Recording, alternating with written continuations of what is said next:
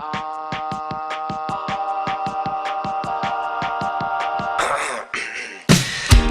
baby, won't you look my way? I can be your new addiction. Today is a good day for the EG because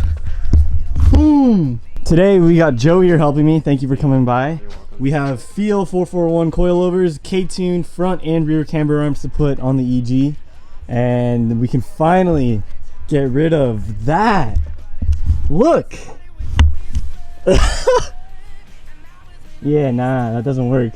I can fit a whole van in there. Yeah, you can. So this is the reason why we're here. This is the stock 30-year-old, or almost 30-year-old front upper control arm, and as you can see, that ball joint is dead. The cool thing about the K-Tune arms is that they do come with new ball joints already installed, so I just need to either hammer or press the OEM ones out, but then I don't need to do any pressing of new ones in. I kind of just bolt them on. And so simultaneously while Joe is working on the suspension, I need to start draining the radiator so I can delete the heater and reroute the heater lines, which I actually did research, and it is very easy to do on the D series engine.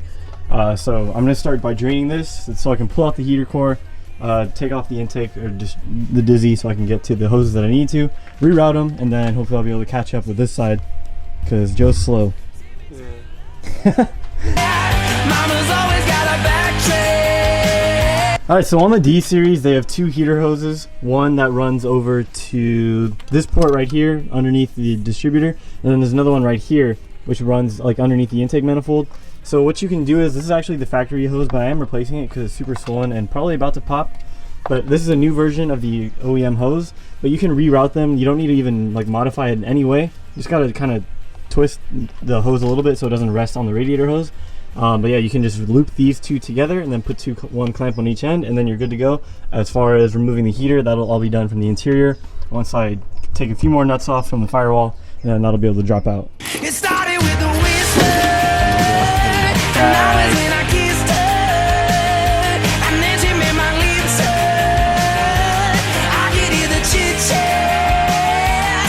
Take me to your love shack. You're so CLOSE to me. CLOSE to me. I'll be serious, can I Alright guys, it is now day number 2, and the car currently has front coils and the camber arms, and then this one I actually did end up finishing late at night. The rear passenger coil and camber arm is done, so that leaves just this one corner right here to finish up. Obviously right now my ride height is different on each corner of the car right now. I'm just going to wait a few days to let the springs settle before I actually start like measuring and caring about the ride height. I may or may not have this car corner balanced as well, I'm not too sure yet. But in a few days, once the springs settle down and I can take the car out for a few drives, then I'll try to even it out as best as I can. Well, I knew this was going to happen and I didn't get it on video, but there is a 14mm bolt that holds on the bottom of the stock strut onto the rear lower control arm. And I literally just snapped the head off of it. We had this problem, or Matthew and I had this problem at the junkyard where we couldn't take the strut off, so I ended up having to buy the strut with a control arm. And because we knew it was seized on, and I had it lubed up and everything, and the impact gun couldn't break it, so I had to use a breaker bar, and eventually the head of the bolt just snapped off. So now I'm gonna have to run to the auto parts store. This is kind of a pretty specialty sized bolt because it's I believe it's an M10-1 point something. I need to double check, but yeah, it's pretty long, so I don't know if a lot of hardware stores will have this on hand, so I may or may not be shit out of luck right now. Alright, I was able to get 2 replacement hardware locally, so I'm just going to replace both sides of the car now, and then yeah, we have fresh hardware on the bottom of each coilover.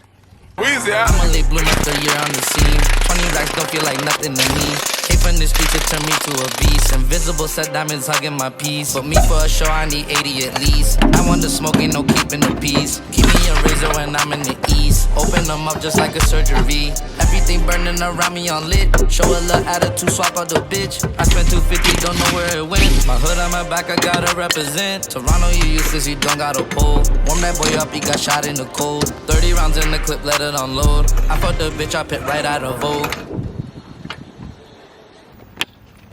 Eek, the interior is still a work in progress. Okay, well, the coils are finally done. I have a general ride height set right now. The front, the rears are pretty good. The front is a little high, but these are actually at the maximum low. So these are 12K front, 6K rear. My guess is that the 12K is a little stiff for the D series because just a single cam. I'm assuming it's a lighter engine. So my guess is that these are going to be set up well for a swap. So if I go to a B series or a D series or a B series or a K series, that engine will weigh more and I don't need that stiffer 12K spring. But for now, the front is going to be a little high. The ride height adjustments are still not perfect. I'm going to let the car settle in more. This side is actually a little bit lower. But yeah, the front on the left and right is pretty even. So I keep putting it off, but tomorrow I do want to finish stripping the car. I have most of the air conditioning stuff out from under the dash. Just have to do the engine based stuff now and then pull out the heater. The carpet is about ready to come out as well. And then we got these finally to put in, one-piece headlight and blinkers, because as you guys may have noticed, the fitment of my blinkers are nowhere near acceptable. The mounts for them are actually all cracked off, so there's actually a self-tapper into the headlight bracket holding it in on both sides, so that's why they're like angled upward. So yeah, I also don't like the clear all around. I do like the amber. So yeah, car's coming along. So anyways, as always, thank you guys so much for watching, and I will see you in the next video. Peace out.